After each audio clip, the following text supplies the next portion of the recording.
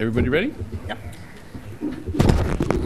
Okay, we're going to go ahead and call this meeting to order. This is the special city council meeting for the city of Los Alamitos. May we have the roll call, please? Mayor Kusamoto. Here. Murphy. Here. Councilmember Chirko. Here. Councilmember Gross. Here. Councilmember Hasselbrink. Here. Okay, before we get into special orders of the day, the Boy Scouts here from Troop 657 were here earlier. I got to meet with them. They're working on their citizenship in the community merit badge, and I've asked one of them to lead us in the pledge. So, Mr. Ingalls, would you please? It's a little bit off script, but we're going to have a pledge. Right there, you can stand right there. Just speak in a loud voice. All those in uniform, please salute. All others, place your right hand over your heart. Ready, begins. I pledge allegiance to the flag of the United States of America and to the republic for which it stands, one nation, under God, indivisible, with liberty and justice for all. Thank you very much. Okay, special orders of the day. We have item 3A, which is the 7-year capital improvement program, and city manager. Thank you, Mayor and City Council. We are going to go through basically the remaining items that we have for our fiscal year 2019-2020 budget, which include items, as the Mayor said, 3A, the 7-year capital improvement program. We have the proposed budget for the vehicle and equipment replacement schedule. We have the 2019-20 general fund budget gap measures and recommended items to close that gap, and other funds that are within our budget. And we've gone over this. We went over this last Monday night with the budget standing committee and with all of our staff. And I am going to introduce Eric Hendrickson, our finance director, to go over the reports with the city council. Yes, good evening, Mayor and members of the City Council. So item 3A is the 7-year capital improvement program. Pretty much this is a multi-year planning tool that we used for our gas tax, SB1, Measure M, AQMD, and some park funds that we have. So included in your agenda is a large spreadsheet showing which projects are going to be funded for fiscal year 1920. Those will be the items in green on that large spreadsheet. And tonight we have our city engineer with us. If you have any questions about any specific project, Dave Hunt is here to answer those questions. So are there any questions for staff? Yep. Please proceed. Great. On the CDBG, the very first project, Are you talking about page 4, Dean? is the Noel Street improvements from Farquhar to Catella. I asked if possible to have a copy of the street improvement or pavement improvement plan. I have not received that. The reason for that question is previously had property at the north end of Noel, which is quite deteriorated. City engineer was out there and inspected that with the prior Public Works director years back, and made the comment that when Noel was done, that section would be done as well. So I'm wondering why it's left off. It's only Farquhar to Catella and not Farquhar to the north end of that road. It's about a 1.5 block section.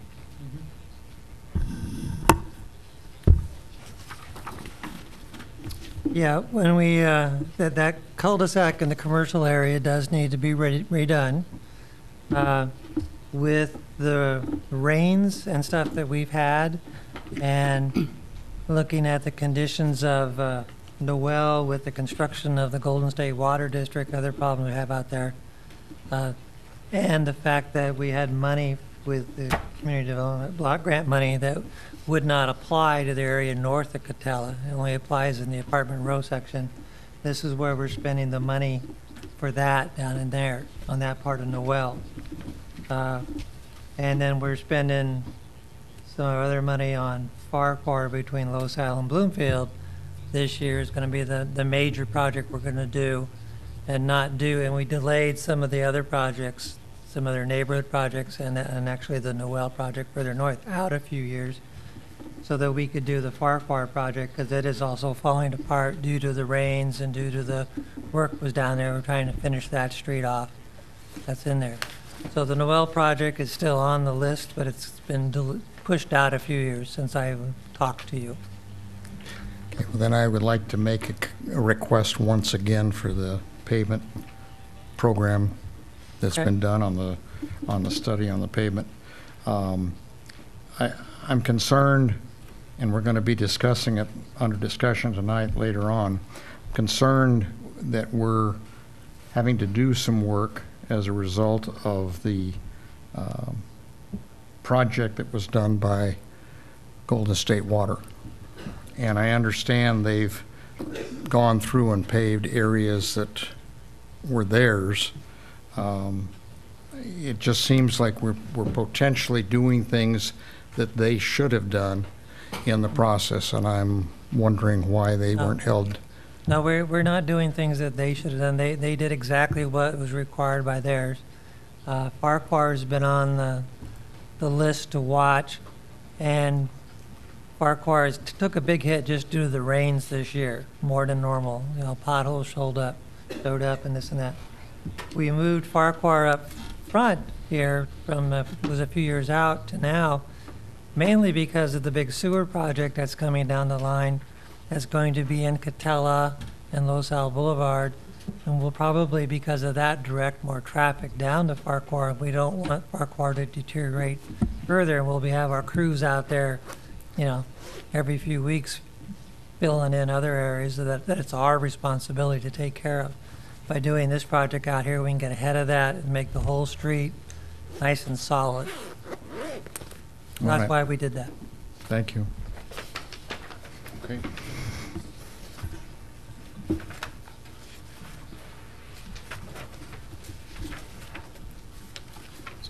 If that's all the questions we have on item 3A, the 7-year capital improvement program, I'd like to go on to item 3B, the budget for the vehicle and equipment replacement schedule. Item 3B, this summarizes the vehicle and equipment replacement schedule and which vehicles and equipment we plan on funding for next year's budget. So pretty much we want to buy a new code enforcement vehicle, a new floor machine, and a new recreation van. All in all, these are being funded from our internal service fund, which is essentially funded from the general fund. The total cost of all of these is $83,000 total. And if you have any questions on these three purchases, we'll be happy to answer them. Questions? Yes. Go ahead. I know that the city has been talking to a large nationwide rental company about taking things over. I'm a little concerned that the 2009 van, is it, at the time of the report, 29,445, expected to be at 34,000 when replacement is due. That's not much mileage. And is it critical that that van be replaced now, or can it wait until we look at the results of your working arrangements with the leasing company? I can answer that, Councilmember Gross. The van is a minivan, and it's used for, you know, hauling people and for light equipment, transportation. Recreation, though, because of our events and because of our programming, we utilize that vehicle immensely and put actually a lot, quite heavy load on that. And so because of that, we've had multiple repairs on like the braking system, the brake pads, and other, you know, damages to the vehicle just because we're just loading that vehicle up tremendously because of our needs for the department. Even though we don't drive of it immensely because the city's not that big and we only go from here to Cottonwood Park or here to Orville Lewis or whatever, that vehicle just doesn't function to what the department needs. So what are you planning to replace it with then? With a van. We went to go look at like a Ford Transit van. So it's a V6, much bigger. It could handle the bigger load.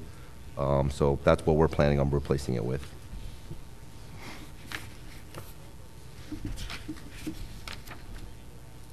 Are we going to talk about the funding for the vehicle replacement program, where that's coming from? Or is that later on in that, or is this part of it? Yeah, we can answer questions related to that schedule right now if you would like. Well, for years, we've gone through the vehicle replacement pool, and we've had personnel involved in that fund, and we were paying personnel dollars, and supposedly each department is being charged a flat fee or a fee for the vehicles that they own to be maintained. My question really, I think, deals with the vehicle replacement fund.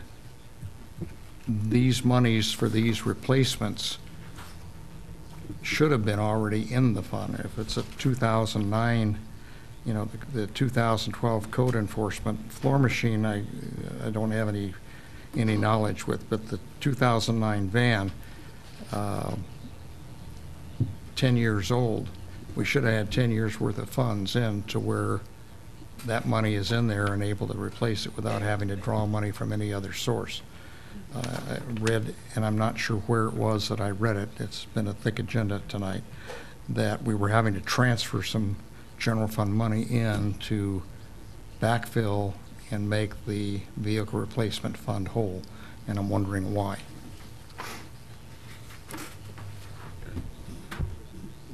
Councilmember Gross, every year the general fund through each department transfers about $300,000 to this vehicle and equipment replacement internal service fund. It's just like a sub-general fund used for saving for specific purposes, like you said, for funding future vehicle and equipment purchases. So yeah, it's broken out between each department and each division within the department. The general fund pays itself, the city pays itself almost from one fund to another. And every year, yeah, it's about $300,000 that gets transferred. But that also includes the current leases that we have with Wells Fargo Finance. A couple years ago, we purchased about 7 police vehicles. So right now, of this $300,000 that goes into this fund, $70,000 of it goes towards these vehicle rentals. $83,000 is planned next year for these 3 purchases, and then the rest goes towards gasoline, supplies, and some other vehicle maintenance type charges. Are we having to transfer more into the general fund because the garage fund, if you will, or the vehicle replacement fund doesn't have the funds in it to do this? Right now, the fund has a minimal fund balance in it. The fund's not broke, but it is spending what it's getting. This kind of harkens on the bigger problem we have with some of the revenue challenges this city has. Ideally, we should be putting a lot more into this fund to fully fund all future vehicles. However, you know, this directly hits the general fund, and every year we can't always afford to put in what we should be. This has been a multi-decade issue. and it's like, I know I'm supposed to put this amount of money into savings, Yep. but this month I just can't do it. Mm-hmm. And so we come back to this same situation. So Dean, if I may, so I know certainly anecdotally in the past, this council, maybe before us, we made decisions, in working with staff, previous leadership, to actually reallocate some of the monies out of those garage funds to shore up balanced, budget shortfalls. So there have been things that have done. So the reason the money is not there is because we had made some decisions back when things were really tough. You remember those. I understand that. The point Okay. that I'm getting at is at what point the plan was put into place to do that. Mm-hmm. and each department was supposed to be putting money aside. If we still don't have money in the fund to accomplish just 3 vehicles, when we're going to be facing other vehicles in coming years, we have a problem. Understood. In addition to the fact that we've got a problem with retirement and other factors. So do we continue to do things out of policy? If that was a policy that was established, we were going to do it? And I think you kind of hit it. We've done that for decades, right? I mean, predecessors from us. I mean, so yeah, I understand what you're saying. I applaud the question, but I think we have to face the reality of what, the choices we're going to have to make. So I would hope that in the coming weeks and months with the sustainability manager, those are some of the questions we can certainly bring up and say, how do we keep doing this? Because maybe we can't afford to do, to adhere to policy, and those are the trade-offs. So Yeah, and I think ideally, and we had the question from a couple of council members today, which we responded back to the full council, but ideally, as Eric mentions, through the fiscal sustainability plan and the long-term general fund structural deficit, we will contribute more and more and more to this fund, to where we would have 100% funding for everything that's in it. We don't right now. How do we assure it? We need more general fund revenue to be able to contribute additional expenditures into this fund. That's really what it amounts to. And just for a point of clarification, for these purchases, it says in the staff report that there is sufficient fund balance in the vehicle fund replacement. So I'm not sure where we're falling short. Is there not something else that we're transferring money in? No, we're paying for these vehicles that we've identified for this fiscal year, and we are also annually transferring a little over $304,000 annually from the general fund into this fund. So we are paying it out of this fund, those 3 vehicles. Okay. So I understand what you're saying, and I appreciate the clarification, Councilmember Hasselbrink. Is $300,000 then being taken from the departments that have these vehicles to be put into the fund, or is this just another burden on the general fund? It's an internal service fund, so Eric can go through a detailed description, or we can follow up with a detailed description of what is in each department that is being contributed to this fund, but it is a total amount of $304,000 that goes toward vehicles, supplies, gasoline, and the capital lease payments that are made. It is allocated by department. Wait, would you say so it's equally divided up based on the amount of inventory or the vehicles that each department has? Would that be a kind of a fair summary? Yeah, for example, the police patrol division pays the most into it because they have the most cars, people, the most vehicles, and they put the most wear and tear on them. So it just makes sense to have them pay more. Does that answer your question, Dean? Yeah. Okay. Isn't Dean's basic question, though, are we putting enough away long-term to handle this? We need more. I mean, we are, as Eric describes it, we are allocating a portion by department depending on the portion of vehicles that they have in the fleet. But we are also handling, through this internal service fund, all of the equipment of the city as well.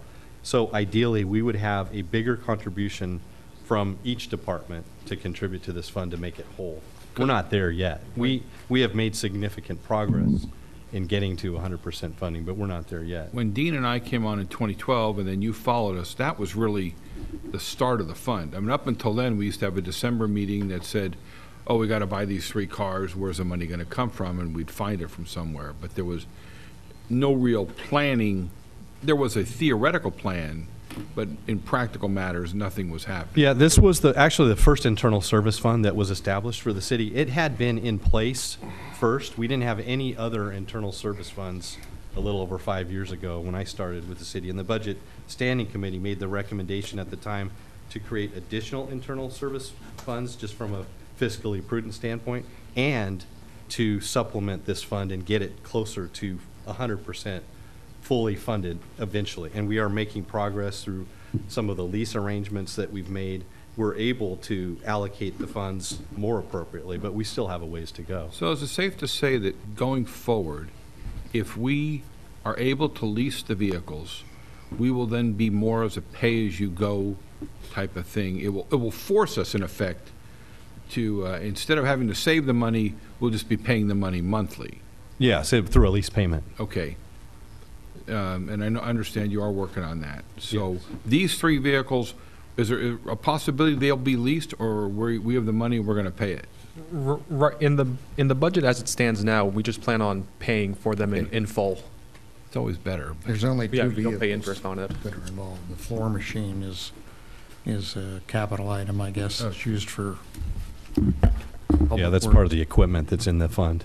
don't we have an internal fund also dealing with IT and computer IT replacement? and the CAD RMS system as well, separately. And we have another capital improvement project internal service fund. So we have 4 internal service funds. That was established when Richard and originally Troy Edgar were on the budget standing committee. Okay, Any other questions? Thank you. Thank you. thank you. Thank you. Item 3C is the final measures of the general fund budget gap. On May 7th, the Budget Standing Committee, we met to review the final steps to close the general fund budget gap, and per their recommendation, we bring forth tonight 3 final measures. To give you a brief history, the initial budget gap started at $482,000. And in the last few months, through the Budget Standing Committee and the City Council, we've worked that budget gap down. It was last standing at $64,700. And we brought forth 3 items which the Budget Standing Committee recommended we implement. The first one was a reduction in one-time bonuses due to ineligibility of POA members. The second one was a reduction in community outreach. Our fiscal sustainability manager thinks we can possibly do community surveys through a company that's much more affordable than the one that we previously were going for. And finally, there's some realistic savings due to patrol vacancies. So in your staff report on page 2, you can see we spell out the savings from each of these expenditure reductions. And if you guys approve these tonight, we will be bringing forth a balanced general fund budget in the June meeting. So if you have any questions, we'll be happy to answer. So any questions on this? Yep. Wait, Richard, let's go Richard. Richard, go first. A comment, really. I just want to congratulate the 2 to my left. You guys have done a phenomenal job. I mean, I was on this committee when it started, and I don't think we ever had a whole half this size to fill. So I know it's getting tougher every year. Thank you, Sacramento. But just really a phenomenal job to get us where we are today. Thank you, but we should mention it was staff primarily, and we just guided them. They did a phenomenal job trying to close the budget gap. Thanks. He would not be there, didn't he? Yeah. Dean, you had some Yeah, questions? I would say the same thing, you guys. We appreciate the work that you do. In looking at the expenditure adjustment, the one-time bonus due to ineligibility, who has the responsibility organizationally to stay on top of that? It's a combination of city manager's office, which oversees the human resources function, and working with all the departments, in this case, the police department. So through the labor negotiations that was negotiated and recently approved, the POA memorandum of understanding that was approved by the council several months back included a provision that allows for these one-time bonuses, but due to vacancies and officers that have left our organization and a younger crew that's in there now, there are several that are identified that are no longer going to be eligible for this, at least this initially. So we track it. We work together with the departments. I guess my question is, we're at the final phase of figuring out reductions. And this should be almost a no-brainer in terms of, are people eligible for things? As an example, we allow employees to borrow money to buy a computer. And we've had some of those employees leave. Is there a provision where they pay back on the computer because they finished before the computer was paid back? There is a provision to pay it back, yes. And then on the other, your other comment about this should be a no-brainer, yes, this is a no-brainer because these officers that are currently in the Police Officers Association are just not eligible for this bonus. So we've tried to categorize it in the staff report to where as you say, the no-brainer category, those are adjustments that are going to take place as part of the gap closure. And we took it to the Budget Standing Committee and categorized it that way. So that one does fit into one it's just going to happen. Okay, I totally understand. My concern is if this hadn't come up, in theory, we might have been paying $9,000 out. No, we would not have. They're not eligible. So we just would not. We will not pay anything out as bonuses to employees in the association that are not eligible for those bonuses. Okay. So we would not have. Dean, and just for a clarification, I think one of the things that happened is we started working on this in January, and at the time, those police officers were still here. So this was kind of, let's go back and make sure we've got all of the vacation savings, bonus savings, everything, and this was kind of the last-ditch effort now that everything's settled and we've got to finalize the budget. So we're never going to be able to have that in January as part of the initial budget review. Yeah, that's exactly correct. So Thank you. if I may then, so just to clarify, I think the other part about where the employee owes something on a per pay period reimbursement, right, reduction, like in the case of a personal computer purchase.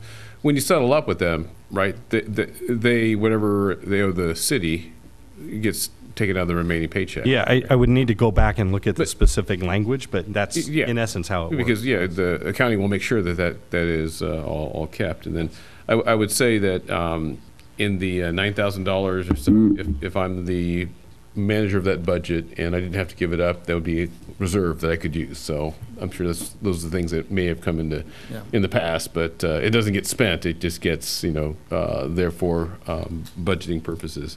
So if there was any kind of need for it, then it's there. So I still have memory of a city manager that was hired.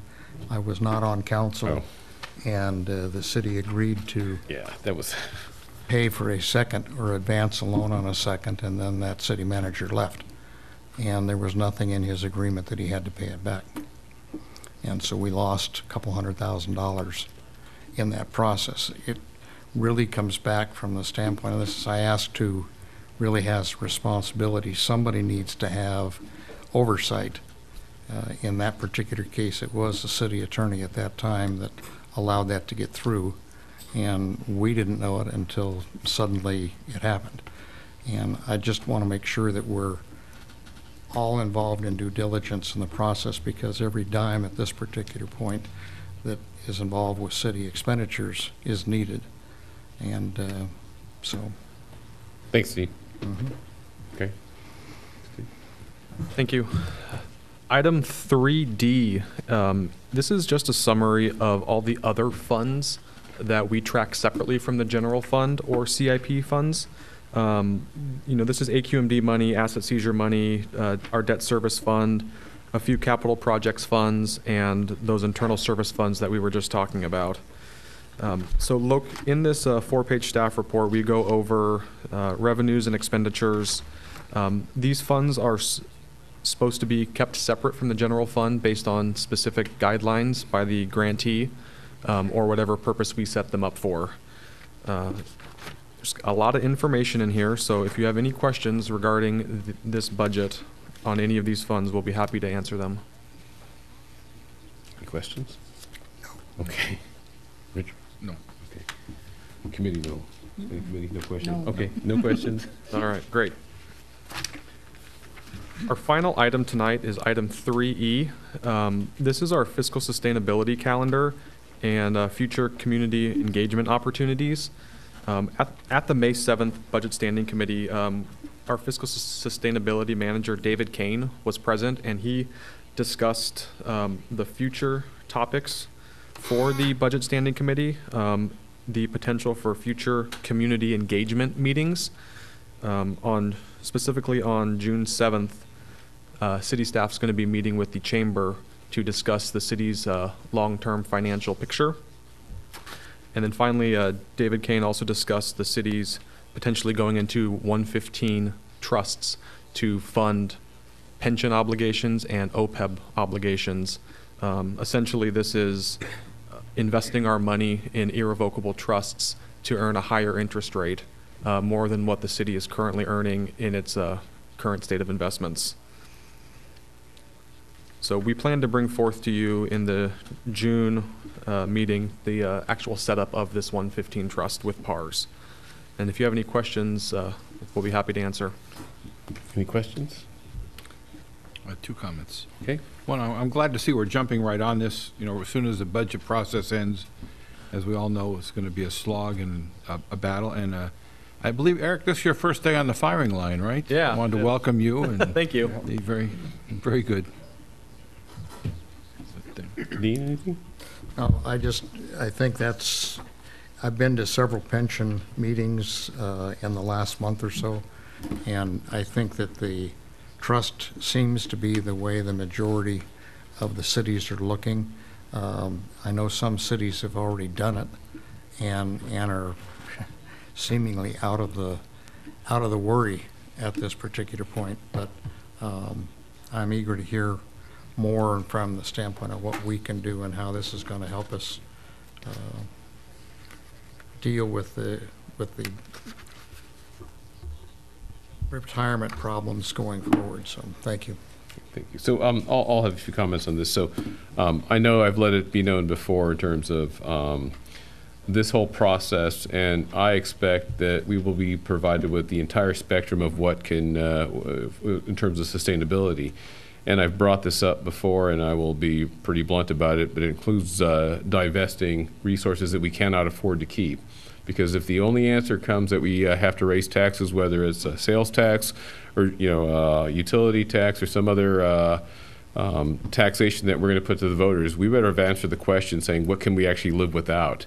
And these are tough questions, but I've had the impression that through this discussion about the sustainability manager that we're really saying we're figuring out a way to justify a 1-cent sales tax increase. And that better not be the discussion that we have up here, because that is not what I'm expecting to see. We're here to make tough decisions, but we need all the information to make the tough decisions. So, I'm looking at you, Brett, that I want to see the full spectrum. And my colleagues here on the left on the standing committee, please, make sure that we're looking at everything, because it's tough. It's going to affect people's livelihoods, and it really affects the residents here. That we are the ones representing the residents, right? The taxpayers. So I want to see the full spectrum. It's not going to be fun. It's not going to be pretty. It's going to be really ugly. But we just need to understand that, because when you look at the projection we have, in 6 years we're at 0, and then after that we're bankrupt. I mean, if that's where we have to be, then let's not beat around the bush. Let's get there and make those decisions. So that's just commentary on my part, but it's going to be a real interesting process, and I'll be standing on the sideline, and you'll know my position, because before we go to the voters, I want to make sure we've done everything we can to keep this thing sustainable within the means. And with that, you have other questions? Yeah, Mayor, just to address your concerns, and Councilmember Churko and I have been working probably more on this than the budget itself. And we did come up with a laundry list, and it's ever evolving, of probably 35 to 40 different ways, either to increase revenue, to reduce expenses, or the 115 trust, the pension liability, kind of the other category. There was never a bad idea. Even if we didn't want to see the answer, we had staff explore it, including outsourcing any and all departments. We did everything, and we didn't want an answer. We just wanted data and facts, so then us as a council can sit back and look. Appreciate that. And really, we wanted no opinion in it. No, I appreciate that. And then I think one of those possible solutions would be the contract law model cities, but I think after what happened out in the desert, I don't know if you saw in the news, there was a fist fight out there. I mean, we don't want to be part of the contract cities. But Dean had another comment. I'm just going to say, I appreciate, from the standpoint of what you guys are doing, in this report coming forward, the ideas you've put forward, are they going to be included in that report? Yeah, what we did is we came up with the 35, let's say 35 for just a number, the ideas, and every idea has a sheet attached to it, and it comes with, whether it's a revenue enhancer, an expense reducer, or an other. It comes up with a little synopsis, a timeline, what it would do to our bottom line, and then pros and cons. And no opinion, no recommendation, just so you can look at the data, and then there's data behind that, but you're going to have a book of all these ideas that we can further explore, and there's some that you look and say, well, that's obvious, we can't do that. And it's just looking at the data. So we wanted to be very objective and just present the data without any opinion. I honestly don't have any opinion on it. And we've been immersed in this for the past 6 months. We just wanted, what does it look like if we outsource this? What does it look like if we outsource this, or we do away with this? And honestly, it's like, don't be afraid of the answer, just explore the data. And that's Okay. been our mantra for the past 6 months. You know, I looked on the city's website, Understanding Committee, and try to follow their meetings, and oftentimes we don't know about the meeting until it's happened. There's no minutes posted on these meetings, despite when you look at some of their agendas, they have approved minutes. Is there a reason that stuff's not posted, or is it just We've staff posted time again? all of the agendas, the minutes are part of the meeting that the Budget Standing Committee has to approve, and everything that we've done is on But there. it shows the agenda, and then there's a section for minutes, and most of them don't have the minutes posted, so, We'll work with, we can work with the city clerk's office to make sure we have all of those all posted. right, thank you. The other, before you finalize, I know we've gone through all the items on the report, but in terms of just going back quickly to item 3C, we wanted to get direction from the city council regarding the potential general fund budget gap closures I that the was standing going committee. to ask for a motion, just on C then, is that correct? Everything else is receive and file? Just on C, right, Eric? In Okay. terms of So- everything else is pretty much a receive and So I'll file. look here to the left. Can we get a motion in a second? I'll move. And I'll second. Okay. Any other discussion on item C? This is the recommendation, motion for for item C is the recommended, no, I'm sorry, the directed, budget closure for the staff. So is that clear, Michael? Yes. Okay, all right. All those in favor say aye. Aye. Aye. Opposed? Seeing none, passes unanimously. I think that's it for us. And then we're going to go into closed session, and I was just mentioning to the scouts. So if you can, Brett, could you introduce everybody here that's on your staff? So I mentioned we have City Clerk Wendy Quintanar, who reports to us, City Attorney Michael Bowd, who reports to us, and City Manager Brett Plumley, who reports to us as well. Now, I think it was Jacob, right, that asked the question, but all these other people. So if you can introduce. Sure, Mayor. Yeah, we have our police chief, Eric Nunez, sitting right over here. Our Development Services Director, Les Johnson. Finance Director, you've heard from tonight, Eric Hendrickson. So we have two Erics. We have our City Engineer, David Hunt. Our Police Captain is Chris Carr. And our Recreation Manager, Ron Noda. And we have another, our Division Chief is not here tonight with Orange County Fire Authority is Ron Roberts, and we have another Recreation Manager on our executive team, Emily Noda. That's our team. Okay, so I think we're going to go into closed session. So City Attorney, if you can take us to close. And then, gentlemen, this is it for you. I think you've attended our pretty much the whole meeting. If you have questions, by all means, you can get a hold of me or anybody up here, the City Manager or the City Clerk. But you can stick around for a little bit afterwards. We can talk. Thank you, Mayor. The City Council will now adjourn into closed session to discuss items 4A through C as listed in your special meeting agenda.